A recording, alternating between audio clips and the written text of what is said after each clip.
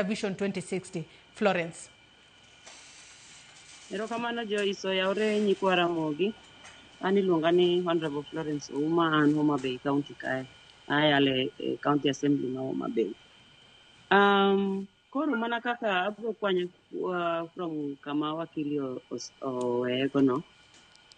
Kwa choro from Vision 2030 to Vision 2060. Ibro yudo ni wan adieri wan kama wantie sani. Nitie gik mang'eny manye pok wayudo koluwore gi issue mar Vision 2030.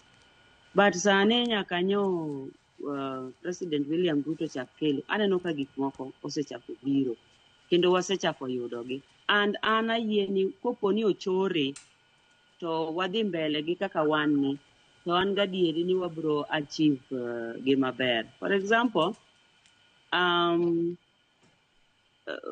public transport Homa Bay ka ing'eyo ni ene public knowledge ni the public paid igero kendo chiegni rumo kendo segol pesa mi idhigel go ram kamodoke.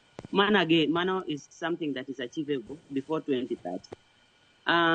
Wan gi sikunde, korka sikunde taneno ka pod ywaruok nitiere nikech kata mana CBC mokelni poko pick up maber ahinya and nitiere kuonde ma ywagruok nitiere.